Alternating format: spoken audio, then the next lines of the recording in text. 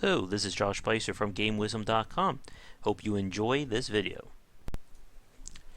Hello everybody, this is Josh Bycer from GameWisdom.com. Welcome to another episode of Game Wisdom Live for the week of November 17, 2016. It's been another great week of interesting news, posts, and a little time for us to chat about what's been going on with Game Wisdom. As always, joining me, my co-host, please welcome James Ellerby. How you doing, guys? Hey James, it's great to talk to you. How are things going with you? Pretty good actually. There's been some decent changes in my life, and pretty good. I'm gonna be auditioning soon for a movie coming up, so we'll Nice. see how that works. Awesome. Good luck with that. Thank you. I guess for me, a little bit of some good news. I've been talking about doing some presentations at local libraries, and we're getting close to locking down some time in April and May that I'll be actually speaking in front of people with some presentations I've been coming up with. Awesome. Yeah, it'll be time to see if I've gone over my stage fright or not. That should be interesting. Hopefully, all the practice doing this will help out. Definitely. For this week, no new Patreon subscribers, but we are now at currently 916 subscribers on YouTube, so we are certainly getting there in terms of 1,000. And for everyone watching, thank you so much if you've been liking and subscribing. Of course, be sure to share everything with your friends, as we are now just less than 100 away from that big number there. hmm As for this week, several big posts and little bits of interesting news came up, so I figure we'll talk about that for probably the next hour, but we'll see what happens. I figure we'll start with, I guess, some of the posts and topics that I talked about. I think one of the bigger ones I made this week was pretty much my declaration that I'm giving up trying to learn Hearthstone. For those of you who've been watching the Twitch streams, I did a stream of Hearthstone, I think it was Monday night, maybe Monday or Sunday night, and it was just not a good time for me. I just have not managed to break into that game. And I summed up my thoughts in a post, I think that went up yesterday, I want to say.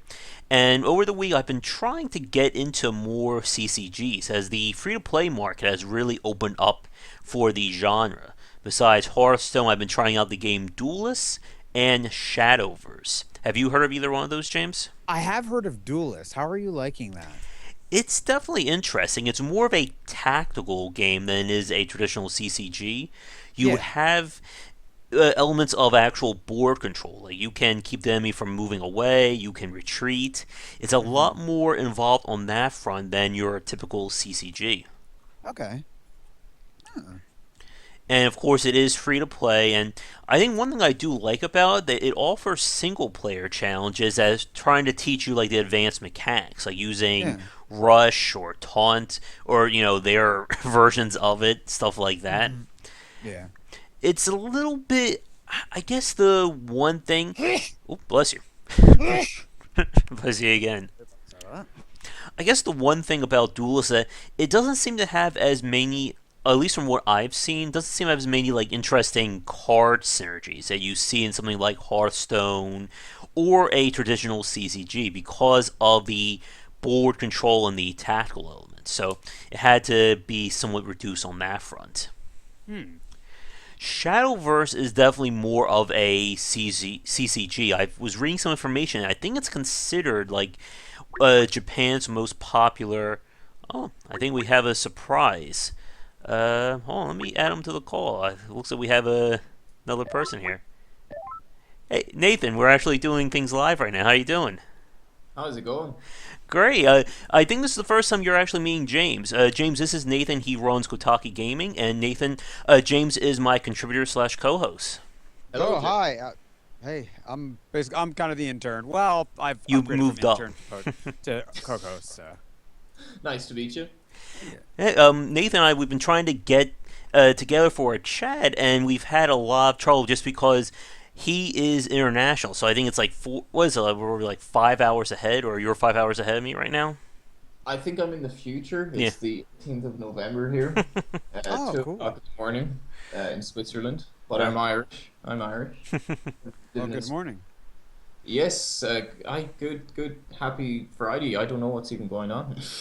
I don't know either. We just started doing our chat here. We've been talking about some of the CCGs that have been coming out. Have you played any like of the recent ones, Nathan? Um, I haven't actually. I have. They're the custom combat gaming, yeah. Yeah, collectible card games, stuff like Collectible, yeah, Hearthstone. collectible card games. Oh no no. The only card game I've been playing recently was in The Witcher. Ah, Oh the yeah, yeah. Gwent, I I heard think. things about that. Gwent, yeah, I heard. Is that a It's solo game yet? It's going to be, I think, really going to soon. be, and it needs to be. It is so addictive. I think half my play time is just in that. It's Nice. outrageous. This beautiful world that, has been created by CG Project. I'm not even exploring it. I'm just sitting at a table playing cards. No, I had the exact same problem with Final Fantasy 8 and Final Fantasy 10. I never actually beat 10. I know gamer card revoked, whatever. I never beat 10 because I loved Blitzball and I didn't stop. I was like, I'm good. I got out of this what I want. I'm good. That's my But money's worth. That's my money. yep, yep. It was Hmm. like worth it every penny. And what was there was a CCG for Final Fantasy 8 as Yeah. well. Triple Triads, I think it was called. I think I have some of those cards around here. They're Yeah, somewhere here back in the yeah. old days. Yep. I remember playing that too, and that was a fun game. hmm I've been trying out the games Duelist and Shadowverse. Have you heard of either of those, Nathan? I haven't actually. Please inform me. Duelist is a tactical strategy game meets a collectible card game. So you have your board, you can move units around, but all your units are cards that you draw from your own deck. And so Hmm. your hero or leader is actually on the field and they can attack, they can block units, stuff like that. I put Yeah. up a spotlight of it earlier. I want to say I think Monday I put it up. I'm going to put up one for Shadowverse, which I'll talk about in a second. And it's quite interesting. It's not your traditional CCG because of the fact that you can actually have a sense of board control. You can block enemies from attacking, you can keep enemies from retreating, stuff like that. I think it's been out for, I want to say 2 or 3 months now, but I don't know for sure. Yeah. The other game, Shadowverse, this is actually considered, from what I've heard, one of the most popular collectible card games in Japan. And I know this one came out, I think, 2 months ago in the United States. It's very much more of a CCG. There's no real units, it's all card base. So Hmm. what they do is each one of the leaders or classes has a unique passive that allows them to, I guess, collaborate with their cards. So you have one group, the Bloodcraft. They're like the vampires. Yeah. Basically, if you drop below 10 health or less, you get what's called Vengeance, which activates like special abilities on all your class cards. Or Yeah. you have one called Shadowcraft, who every time one of your units dies or you play a spell, you get Necromancer tokens that you can basically spend on certain special card effects. And all your cards, basically, a lot of your cards have the ability to bring units back from the dead. Or they'll Hmm. summon units when they die. Like you have a Necromancer when she dies, a zombie takes her place. So they're really good at board control on that front. And Not too bad. it's definitely anime inspired. So anyone who's seen anime and knows what the term fan service means, Shadowverse definitely has it.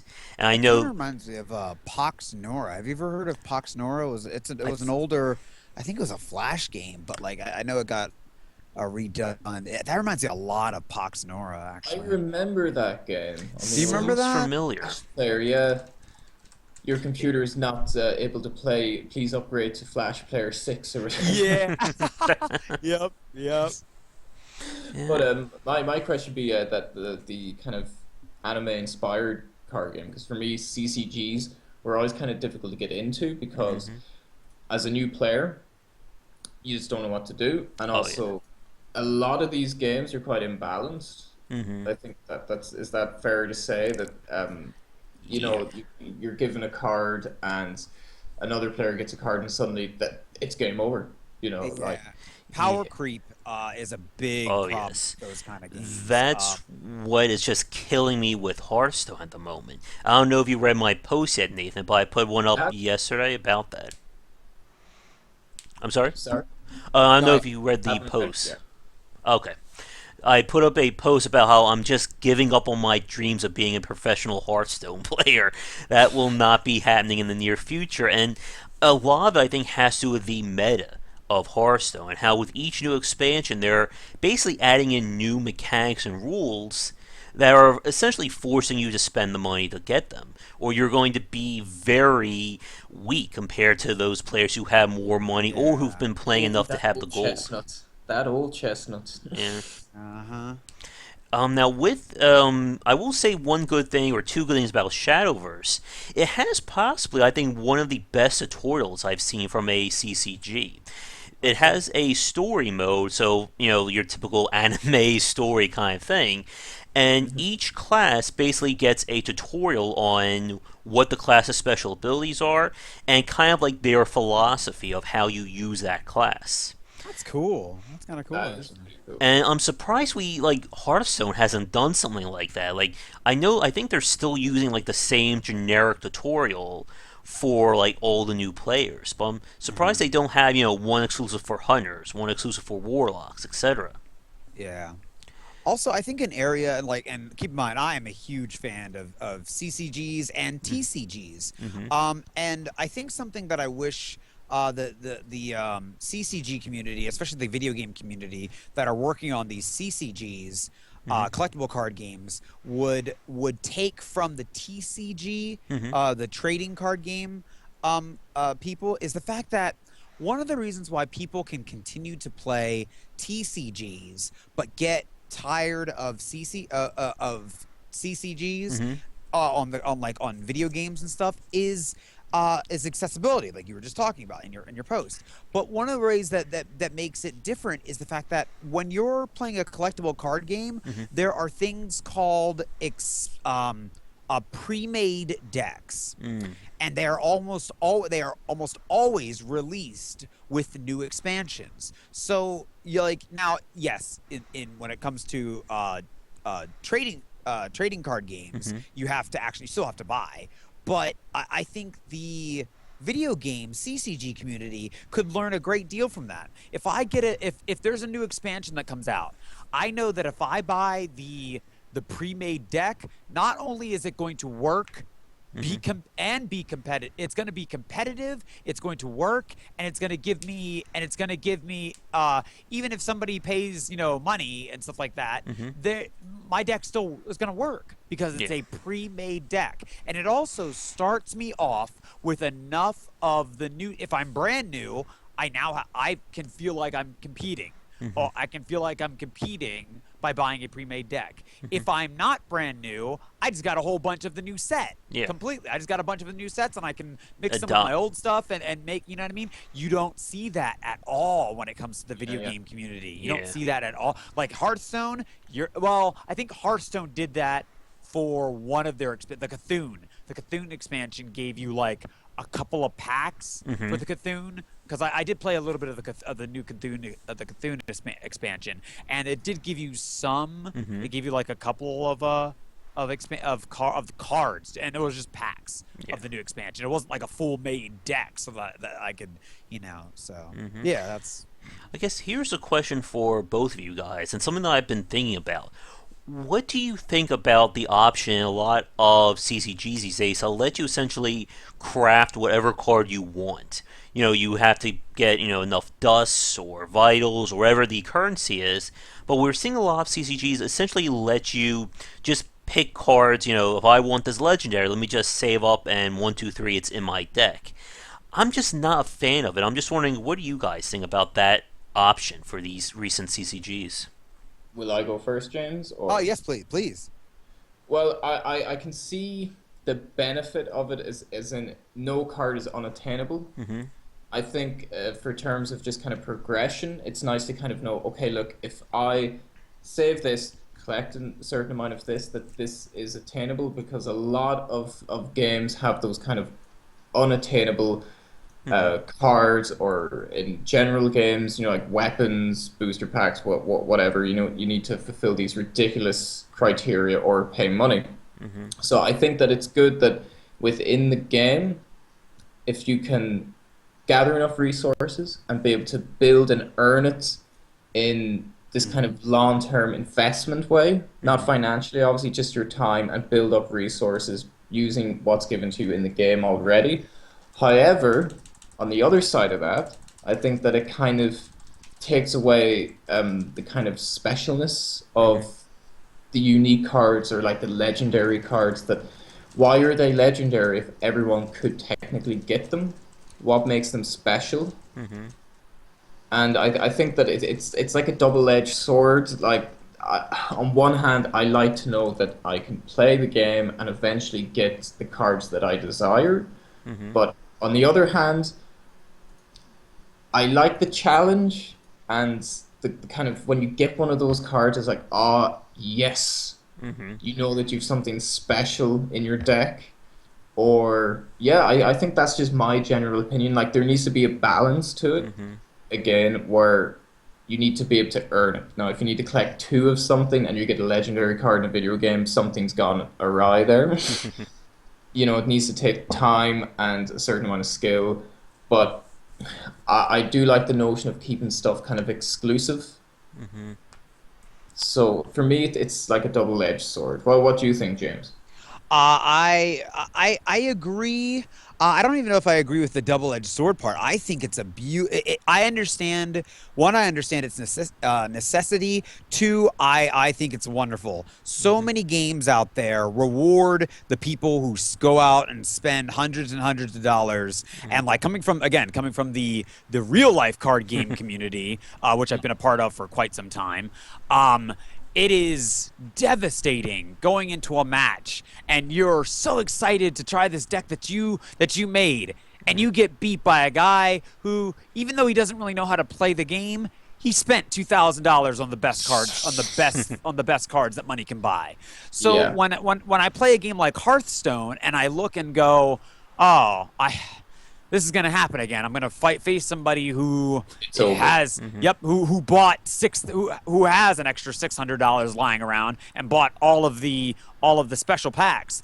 I know that if I continue to play the game, even if I don't have that kind of money just lying around, if I continue to play the game, I can. This is going to lead to my next segment. I can obtain the cards that I need to compete at that kind of level. And get your revenge. Yeah, I get my revenge. Yes, I played the long game. Yeah. My waiting is finally paid off. I have trained for this moment, Father. I will avenge you. But I also understand the necessity for it.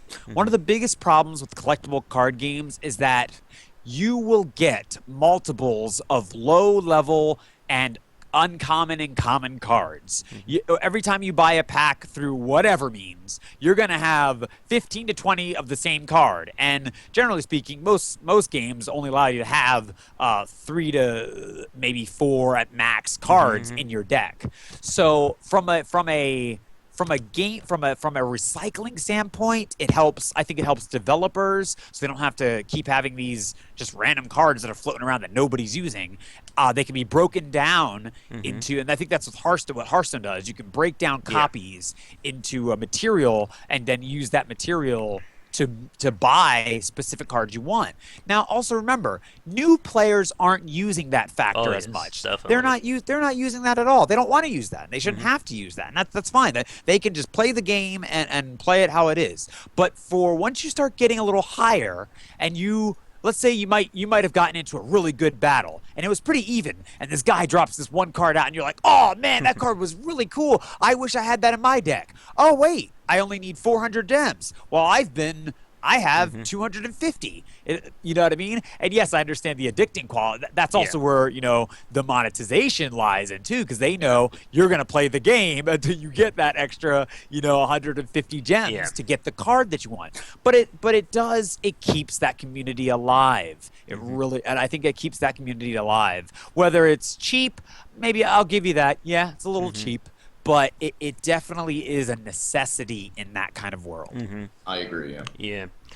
I guess for me, I think I agree with both of you. I think what Nathan said about, I think there should be some kind of like check and balance or some kind of limitation so that you're not just, again, whoever has the most money just, recycles Oh, all their cards, gets, five legendaries and calls it a day. But yeah. I do agree with you, James, that it is especially important, and it does eliminate, I think, one of the negatives of the trading card game. That again, you buy 5 packs of cards, and let's say you get all duplicates of stuff you've already had. It's like Mhm. I just wasted all my money.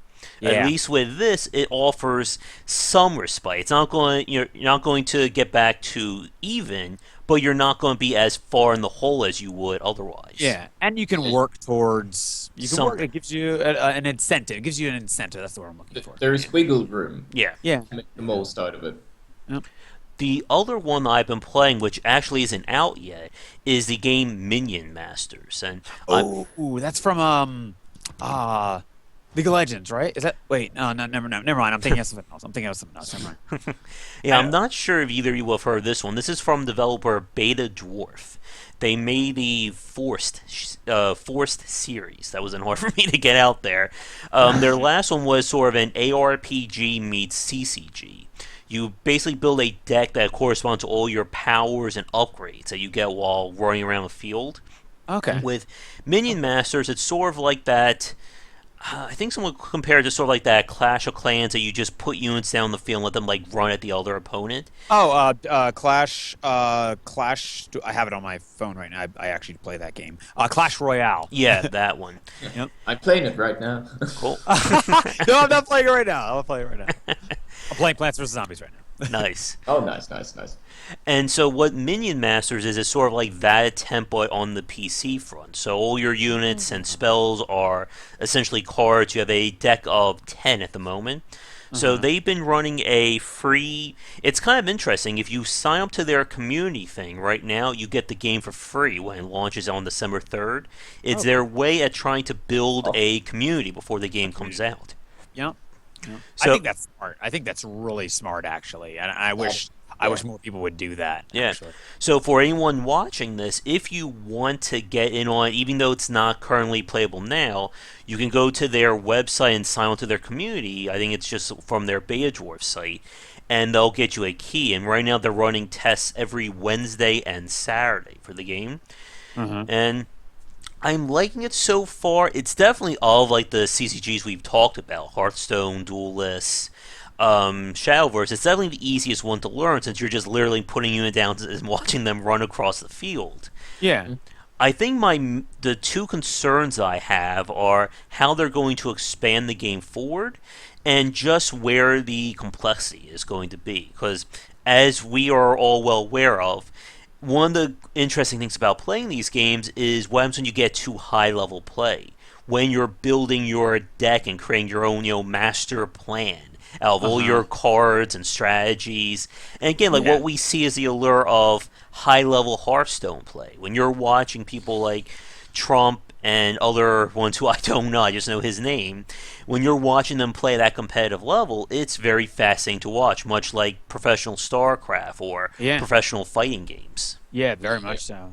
The elite level. hmm So I'm just kind of wondering where that's going to go with Minion Masters, because again, the game's not due out for at least another, I guess, a little bit over like 2 weeks from right now. So Uh-huh. we'll have to see how things are going to be supported, because that's one of the most important things is this kind of constant support, which Hearthstone does, I think, a pretty good job on. But again, that balance, I think, is going to be the challenge for them. Definitely. Yeah, yeah, like to kind of put the game out there Hmm. and see which players can exploit what, Hmm. and to quickly support that and maybe patch it or just change the balance of the game just to Hmm. give as even a playing field as possible, especially if there's guys that have been playing it for weeks and weeks leading up to the release. Mm-hmm. Uh-huh. They have a bit of an advantage. Mm-hmm. Pigs to the slaughter, almost Yeah. for any new player, because that for me that was my difficulty with CCGs and TCGs Mm-hmm. was that I would kind of jump straight into an already established community, Yeah. and Uh-huh. within 30 minutes I'd be like, you know what, screw this. Yeah. um, And back that's to The Witcher 3. and back to Gwen too. Yeah, back to good old Gwent. Well, and I look at that and I hear people like you guys say that, and my first thought is that's a problem that needs to be fixed. That's a big problem. And something I really like, because it literally, again, you're like, well, screw that. I'm going to go play Witcher and play Gwent, which means you really do like that genre of game. You just don't like how the dev team, or the, I shouldn't say the, even the, I guess it would be the a combination of the dev team and the people that are actually the people that running the community as well are Yeah, yeah. running it. And one of the things I really like about Clash Royale is they have an automatic ranking instead of like something like Overwatch where it's like, okay, you're just in free for all. It's free for all. Everybody in for himself. It's basically, yeah. Try to figure out how to play like a team with a bunch of people that are way different skill levels. Clash Royale, as you keep winning, as your skill keeps going up, and you keep making better decks and keep getting better cards and upgrading, you get put into different levels. So you're at the start of the game, it makes the early game community perfectly fine, because you're never going to be at like rank 3000. You know what I mean? You're not going to be playing with anybody that's going to be top level, destroying you in one hit, all the best cards, all the best setups. The guy who has every legendary in the book, Every and legendary in the book, that. and has a class on YouTube on how to beat him. Yes. Yeah, no, you're not going to be fighting those people, because it's I think they should do the standard for every TCG or every CCG video game wise. They need to make it standard where it's an automatic ranking so that it categorizes the different people that are playing. Exactly. Newcomers can play with other newcomers. Middle class people who are just learning the ropes can play with them. High class professional people can play with high class other professional people. You know what I mean? You're not going to put like a junior varsity football player in the middle of the NFL. That's dumb. You know what I mean? That's not productive. That's what happened to me when I first played Clash Royale. It was my girlfriend's younger brother. He's maybe 14 or 15. And he was like, oh, I've my iPhone and iPad, trying to play a game with me. And I'm like, okay, well, what is it, a Clash Royale? And I'm like, okay, well, I'll take the iPad. And it's like, no, you take the phone. So I took the phone, started playing the game. I was asking, what's the best cards? Silence. He already sent out the skeletons. and at this time I'm going, what's going on? The match was over in approximately 19 seconds. It was complete, just gone. Oh my gosh. I'm sorry. I'm schadenfreude right now, but yes, I understand. And this is what happened. He'd actually appreciate that word because he's Swiss and speaks German, but Oh, okay. but he kept beating me, and I'm like, would you help me, please? I don't know what's going on here. It's over. But then I said, Eric, can I try the iPad? And he's like, oh, okay. I think he felt bad for me at this point. Yeah. And the very next match, I beat him. Oh, really? Yeah.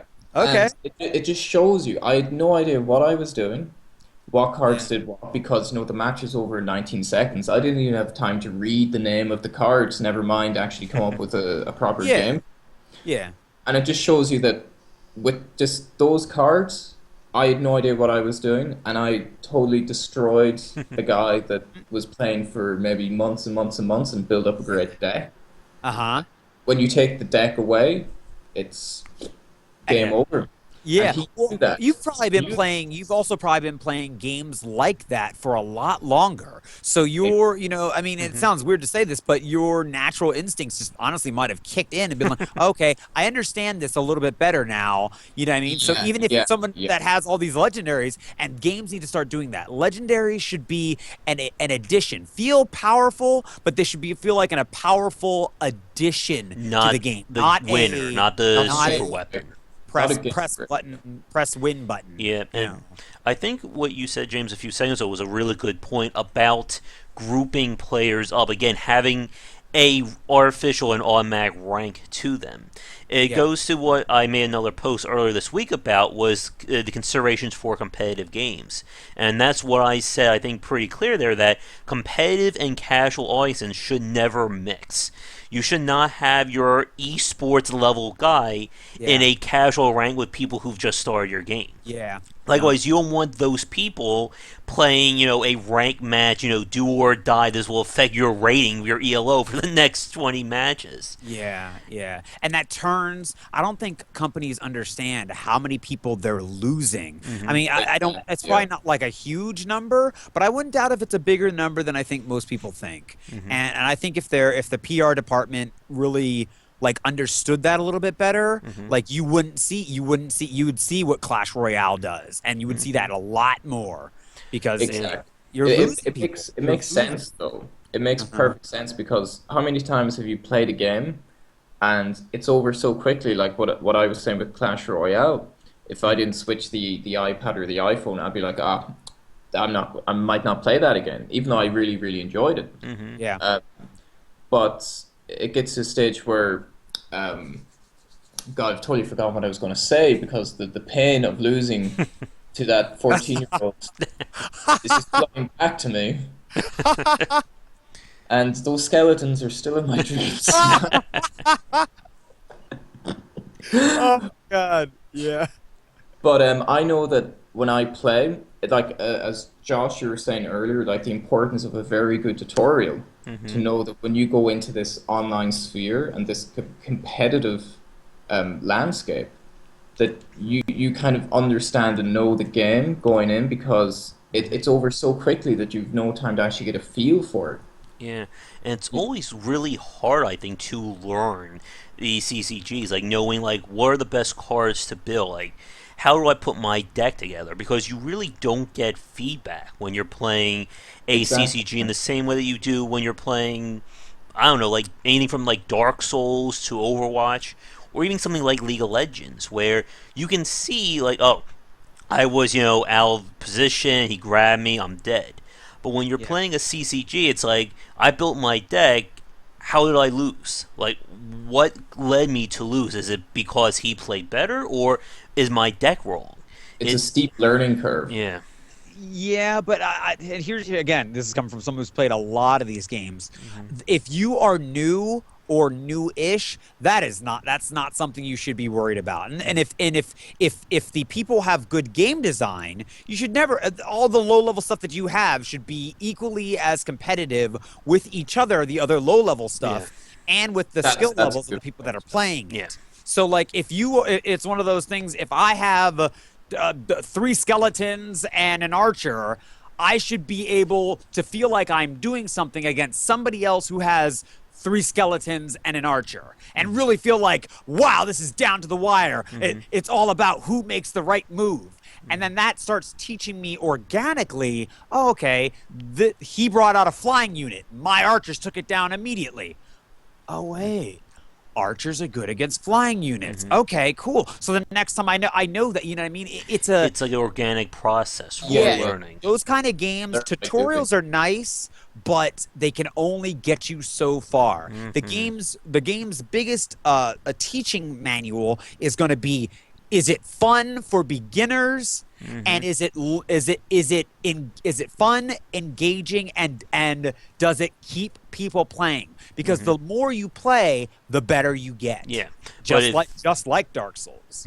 But if you get, turned away 10 minutes into the game, you're Yep. not going to want to come back and Yep. play it Yep. or learn it. And Yep. then there goes the audience. And it goes back to, I think, the post I made, that you need to have a casual base. You need to cater to them, Yes. because Yeah. they're going to be the lifeblood of your game. If people aren't staying to learn it, you're never going to have a fan base growth. It's always going to be on decline as those hardcore players move on to something else, Yeah. or they decide to just stop playing. Then it'll be left with a market where it's just not growing. Yeah. And do you know what's Also- really sad? Is, just real quick, is the fact that if you look at a game like Hearthstone and compare it to a game like Clash Royale, while I mean, I'm not even talking about really number wise, but age wise, Clash Royale is run by kids. Let's face it. Let's face it. No. There's no shame. There's no shame to it. There are good games that are marketed towards kids, but the very fact that it's marketed towards kids means it's easy to pick up and Yes. play. You can figure it out easier, which I don't understand why. I feel like sometimes games are like, oh well, this is marketed towards adults, so Which they don't means need to. we don't need a tutorial. They don't need a tutorial. No, we do. Yes. They do. Just because I pay taxes doesn't mean I shouldn't have ease of play. But did you not read the back of the taxes? They've got the instruction manuals for every Nice. video game. Oh, but yeah. When you fill out your 1040 form, there's a Hearthstone guy on the back there. I use Just in case, TurboTax, just in buddy. case. I use Just in TurboTax. But yeah, and I think that's a really good point there, James, about if it's you need a good tutorial design. I mean, seriously, we could spend 2 hours on that topic, I think, very easily between the three of us. But it is very underrated, I think, for a lot of game developers. The best tutorials are ones you don't even realize are like guiding you through it. Like, I remember there's been a few posts or news pieces about Shigeru Miyamoto talking about how important it is to save the first level of your game as the last one you design, because that's going to be the player's first experience to that game. And too often we see tutorials just do a horrible job of teaching a player how to play, and then it's just giving them the guidelines but not allowing them to understand what all this means. And allow them to learn organically and make them feel like they did something. It's one of those things like when you were playing, Nathan, when you were playing Clash Royale, and the first time, obviously, not the skeletons. Let's work on that. Let's move past. Let's put those to the side. Let's put those behind us. But the second time when you actually beat him, did you have any plays that you made where you felt like, oh yeah, I got this little bastard. I got him. You know what I mean? Like where you felt like you did something, like that you made that, like you used the cards that obviously were made or whatever, but you put a special combination together that got you results that you felt like, achieved. Well, the second game, or the third game, I remember I got one of his towers down. Yeah. And I was with the miner. Is it with you can spawn him in the enemies? Yep. Yeah. Yep. I noticed that the miner spawned right beside my tower, and I'm like, you little bastard, what was that? And then I'm like, oh, wait a minute. I So can do I that. saw the card, and I spawned it up, and I'm like, okay, things are just a little interesting. And then I remember I actually managed to get the archers in as well. And Okay. like he had, I forget, like a flying thing anyway, and like you said, it actually worked really well. Yeah. No, it was too little too late. The damage was already done. The last tower of mine was about to fall, but I got progressively better. I still lost all the matches until we swapped, and I got his deck, but it wasn't as much of an embarrassment. it was like, I put up a noble fight. Yeah, exactly. And losing is not bad, and I think a lot of game designers need to hear. No, we don't care about losing. The biggest thing is losing Dark Souls. badly, feeling like you're helpless, feeling like You- no you matter didn't- what I did. Yeah. There was, you know what I mean? That is wrong. That's not good game When design. you If you're- can lose and learn from it, Yes. that's when it's better. Yep. When you have a couple of matches where you've done things and you're like, oh yeah, I killed that one guy. Yeah, well, you might have lost 200 guys in the process, but you killed that one guy and it felt really good. You know Tis what but a flesh wound. Yeah. I can keep on bite your legs off. Oh, I can keep this going all night. Yep, exactly. Yeah, and like that's I think one of the issues when we go back to the CCG genre is that there are plenty times where it feels like I play my one card, the guy pulls out like a 3 card combo, summons guys like 4 times throwing the mine and just walks all over me, and by turn 4 it's over. It's like, what the hell was I even playing that game? Like I could have just went out, got a bite to eat, and he will have just won the whole thing anyway. I didn't even need to be there. Did I need to be here? Did I really need to be here? Turn on the autopilot. Yeah.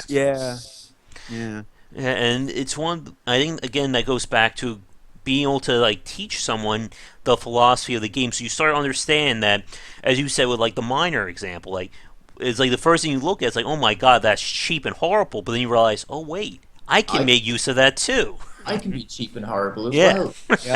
Yep. Well, and that's another reason why I look at like one of the things we talked about earlier, Josh, was that about making different. Can I cash in old cards to get legendaries? Well, that's where that comes in. That comes back in because now, let's say he didn't have the miner, but he could cash in to get the. He now knows what the miner does, though. So if he's like, well, maybe I want to put that miner in my deck. Well, now we don't have to punish him and be like, well, buy 200 packs. And hopefully you get it. And maybe you get it. No. If you really enjoyed that card or playing against that card, which if you enjoy playing against something, you can get it. And here's how. By playing our game. Not by buying our game, by playing our game. Yep, and it goes back to, I think, one of the lessons I've talked about more times. I think I've talked about this enough times it could turn into its own drinking game. But the idea is the player should always feel like they're making forward momentum. They should never feel like they're wasting time or they're going backwards. Or stagnant, yeah. And that is, as we've been talking about, that's a good example of great game design. That even if the player loses, they're still making some kind of progress. Maybe instead of earning, like, let's say 20 gold for winning, maybe they earn 2 or 3. It's not about the amount, it's the fact that they're better off. They're not, -1. They're maybe, a half a step ahead than they were before. You don't want the player to go through like a 30-minute match and lose, and it's like, what did I just do there? Like, I just wasted 30 minutes of my life. Why should I play this again? You always want the player to then take another step. Yes. Because the incentive to do so is there. And that's, I think, going back to what you guys were talking about with games like Clash Royale, that when they're designed for kids, they know that you have to keep people motivated. So they do a really good job, exactly, engaged. They do a really good job with their progression model and keeping them invested. So, yes, they're going to lose the first who knows how many matches, but they're going to have fun with it, they're going to learn, and they're going to want to keep playing.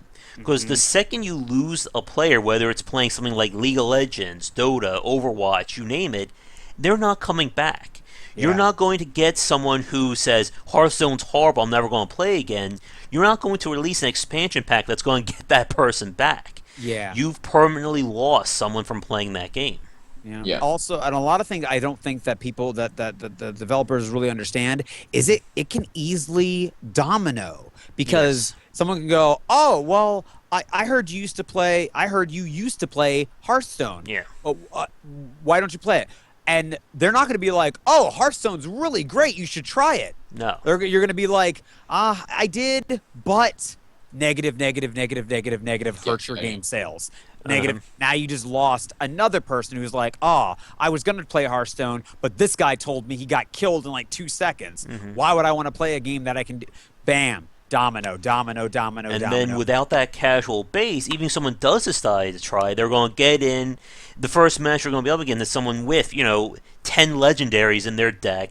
A deck that was, crafted from the number of the top 10 players in the game. He took Worlds last year, and that's the deck he used. Like, come on. This deck is now available, and here's my deck with, I'm just using the cards they gave me for free. I have an archer and 2 skeletons. And ice cold. I have an archer and a used piece of chewing gum. That reminded me of one of my first Hearthstone matches. I was like, Like the guy pulls out Savannah, it's like, oh, that's horrible. Wait, I can deal with that. I get rid of him. Now what do you got? Oh, I'm gonna put down Ragnaros. Like, Yeah, son yep. of a Like bitch, where did you get that card from? yep. I have farmer Mm-hmm. level 4. Like Mm-hmm. you gotta start categorizing your Mm-hmm. player base when it comes to CCGs. People, you have to. Mm-hmm. If you don't, you will lose people. It's the same lesson that we've learned from first-person shooters like Call of Duty and Overwatch. Having that level, having some kind of rating or ranking system, you have to keep your player base separate in that front. Again, esports level guys should not be playing casual matches with people who just started the game or who just picked up during a free weekend. But Yeah. part of the problem, of course, with that is the fact that if you don't have players coming in, there may not be anyone new for someone to play with. I I, know, yeah. you guys know about Rainbow Six Siege, right? The Yeah. game. Yep. Yep. I Yeah, yeah. know they just had a free weekend. I've been thinking about like trying to get into that, but I'm just having PTSD flashbacks of trying to join Counter Strike and League of Legends at this point, Uh, and I don't want to scare. I won't have those nightmares again. Yeah. Well, you can always try. For me, a game that has that difficulty is Age of Empires 2. Mm-hmm. That's a game that I still play on a semi-regular basis. Um, Anytime I say to friends, "Oh, come on, just I know it's an old game, but it just when you get in, Mm. Oh, oh, did we lose him? I. it's Oh, over." Oh, there he is. oh, we kind of lost you there for Nathan. Oh, well, I'm here. Okay. I'm here. I Yeah. was just talking about Age of Empires 2. Mm-hmm. Mm-hmm. I That's been on sale on Steam quite often in Mm-hmm. recent times, and I always say to like friends, "Oh, just try it, just try it." And we get matched up against someone who's like number 4 in the world, and even to the best of all our abilities, two, Mm-hmm. three of us have played the game for years. We know it. It's just we're gone Mm-hmm. Yeah. again. Yeah. And yeah, Have you played Rise of Nations before, Nathan? I have not as often. I always go back to Age of Empires. I think I'm a very loyal customer when I find something I like. Mm-hmm. Yeah. I just keep coming back to it. But that I actually quite enjoyed that as well. Yeah, Rise of Nations for a time was sort of like I had a friend who we just played it 2v2 against the AI, and I really enjoyed that game. And oh my god, we start talking about that, we'll be here until it's probably it'll Yeah, be yeah, Sunday where you are, Nathan. yeah. Now It's I guess already Sunday. moving on, there was another topic that I wanted to touch on this week, or yeah, I think one. And I guess like another one, I've been hearing more news about No Man's Sky.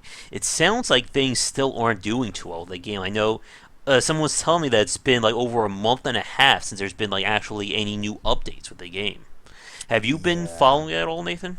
Well, I've been following the whole Twitter fiasco, Mm, where apparently they were hacked. Where yeah. but I heard another report that a disgruntled employee just said that No Man's Sky was a mistake, Mm, and that was the first tweet I think on their account and from Sean Murray, I suppose mm-hmm. admission for maybe since the like a week before the game was released or since the game was released, and I, I want to support Mm-hmm. Hello Games, and I want to look for the best in it, but with all this feedback for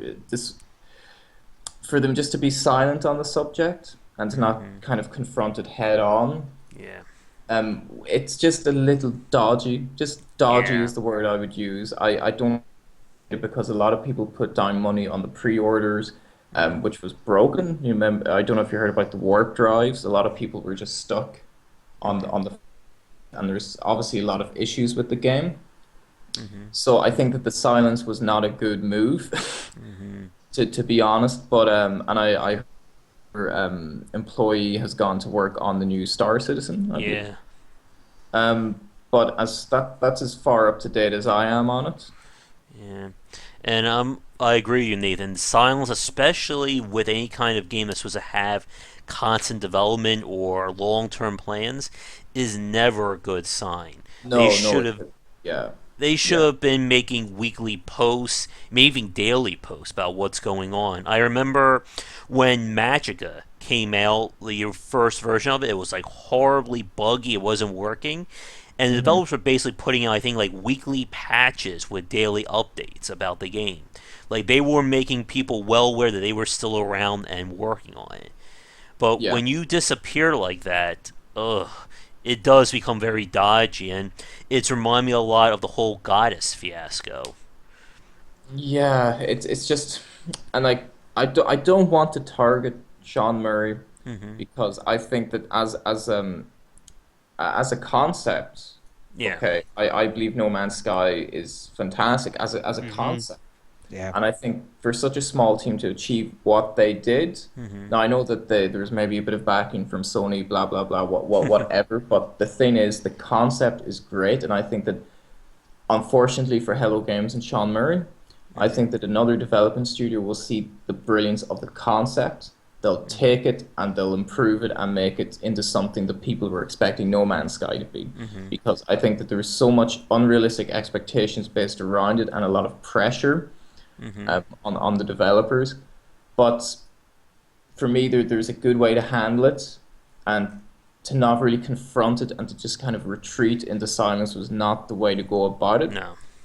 And I don't know if I can say that like I feel bad for them. The game did sell well, and some people seem to really enjoy it. And I think like that's the main thing. If some people out there enjoyed, Hmm. great. I think it's more of a concept game that maybe should have been built up over the course of a few years. Maybe like it's like in alpha almost, Hmm. and maybe $20-$30. I think $60 Hmm. for me personally was just too much, far Hmm. too Hmm. much. But Yeah. once you put a $60 price tag on a game, consumers are going to expect $60 worth of Yeah. content. It's that Yeah. simple.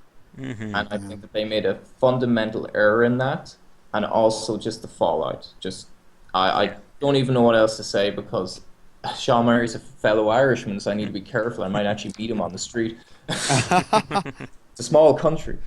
uh, But Sean, if Sean is listening to this, I would say that it's never good to treat the loyal people who actually do enjoy the game, even if that happens to be the minority. You Hmm. have to keep them up to date because they're the ones that are actually they're supporting you and Hmm. they're enjoying what you've created, and to kind of turn your back on them is it's kind of inexcusable Hmm. to be honest. That's my opinion on it. Yeah. Yeah. And I, it's still sounding like No Man's Sky is going to maybe rank as the most disappointing game of 2016 at this rate. oh, definitely. And Yeah. I agree with what you said there, Nathan. It's going. You have to keep these people updated, even if there is bad news. You have to keep people assured that there's something going to happen. It's Yeah. kind of what happened with Space Base DF9 from Double Fine, which was their first attempt at early access, and it bombed for a lot of reasons. And one of those was just really poor management and communication by Double Fine on the game. Mm. Now, I Yeah. guess moving on, I guess to I'm not sure this will be a lighter subject, but one other topic that I wanted to talk about.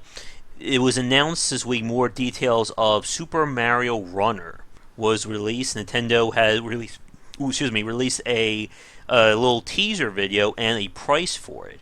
They're going to price it at $10 for a mobile game with sort of like a free to start or free to play kind of thing. Hmm. And it's kind of interesting to be talking about this, as we've seen Nintendo has, for at least the last few years, was really adamant about keeping away from mobile, and now they've been slowly but surely trying to adopt it. So I guess for both of you guys, and this time we'll start with you, James. What do Mhm. you think about this idea of a runner being designed by Nintendo? Now you guys have probably heard me say this stuff before. I think I love when Nintendo goes, "Hey, Hmm. let's try something different," because that doesn't happen very often. Mm-hmm. And Nintendo, and not without good merit. I mean, Mm-hmm. Nintendo is a tried and true game company, which no matter what you do, you can't kill and you can't get rid of. So you got to learn to love them. So when grandfather goes, well, let me see what this here running thing is about. Well, Mm-hmm. grandpa, we did that like 5 years ago. Well, I want to try it now. Okay, Hmm. okay. And I think you got to give it a shot. You got to give it its fair due.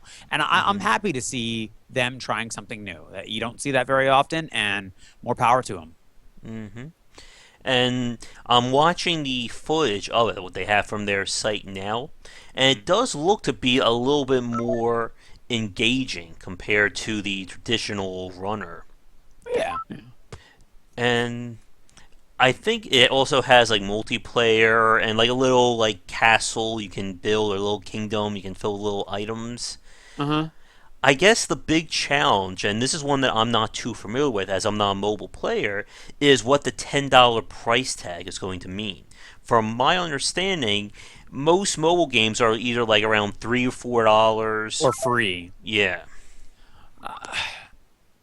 I I mean, I don't blame again, you're not Nintendo giving things away for free is Mhm. kind of a bad idea. I'd rather them make people charge people $10 Mhm. than them giving it away for free because I feel like if they give it away for free, it's definitely not going to get the love that it might deserve or Mhm. need to survive. One, two, they're going to bog it down with microtransactions if it's free. Yeah. I've seen it with so many of their other Oh games, yes. even some games that were like good games and had a decent base. Nope, microtransactions gonna bog it Mhm. down. So Yeah. I think we lost Nathan. Yeah, I think we did too. Let's see. Maybe he'll come back while we're waiting. Yeah, and like so many of those microtransactions, it just becomes, especially if you're trying to get new people to it. 1 second. Yeah. Let's see. Did we get him? Oh, Nathan, are you back? Let me see. I may have to add him to the call. Let's see what's going on. Oh. Always the fun of Skype issues. Uh-huh. Let's see. Do you want something that's really funny, real quick? Mm-hmm. So I'm playing the Law P, which is a variation of the P in Garden Warfare 2, Mm-hmm. and his primary fire is like a revolver. Mm-hmm. And when I first played him, I wasn't very good with him. Like I was just like, oh, okay, that's kind of cool, I guess. Now that I've played McCree on Overwatch, I understand him completely, and I'm doing really well with him. This gets kind of weird. I'm like, oh my God, that's how the revolver works. That makes sense. Yeah, like I'm getting him now. That's weird. I think for 1 second, I think I'm going to have to restart the group call to get Nathan Okay. back. So, Yeah. for those of you watching, James is going to go away for a second, and we're going to try and get the group call back. So, let me drop this call, and then I'll see if I can add you guys back Bye on. bye. So long. All right. 1 second, everybody. Let's see. You there, Nathan? Hello. Yeah, yeah. All right. Let me get James back. Where are you? The internet died there. Are you, And are you finished with the cast? oh no, we're still going. I just wanted to get you back on. Let's see. If the connection goes again, I. How much longer are you going? I would say maybe another 5-10 minutes at this point because we are getting close to the hour. We're about to hit it now. I don't want these to be like an hour and a half, 2 hour discussions. That would be a little crazy. Yeah. Let me. Well, would you mind if I leave now? Oh yeah, sure. If you want, definitely. Before I let you go, we definitely still need to do like another podcast chat at some point. Oh, definitely. Yeah, yeah. Yeah, shoot me a message when you're free, Nathan, and we can definitely do something like that. Yeah, no, I'm free tomorrow as well. I just thought I'd give you a call to see how you're keeping. I wasn't expecting a podcast. All right, no problem. And yeah, this will go up live in a few days, or this will go up on the YouTube channel too. Okay, no problem. Well, best of luck with the rest of it, okay? Yeah, And I'll no chat. problem. Send me a message tomorrow if you're free, and we can talk. All right, no problem. All right, take care. See you later. And say bye. Bye. Bye bye. All right. For those of you still watching, let's see if we can get James back.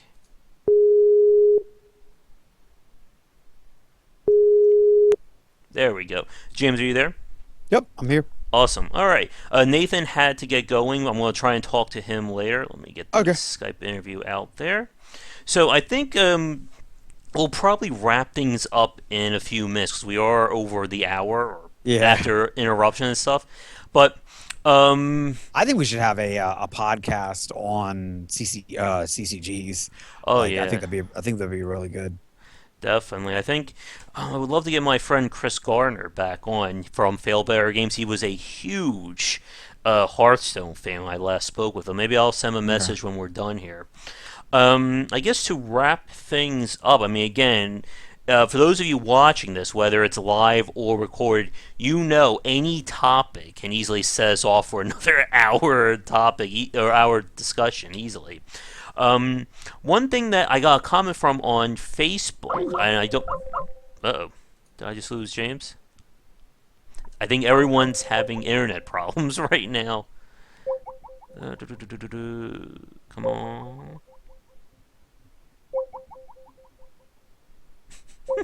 This will be the perfect end for a live recording or live stream. Everyone's internet goes out at the exact same time, and we're unable to do it. Come on. We can't just have me sitting here making funny faces for the next 5 minutes.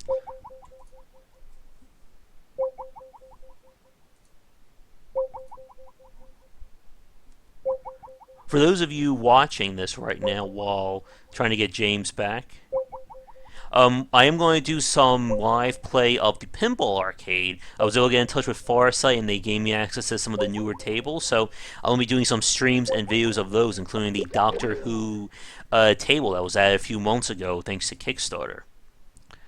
Let me see.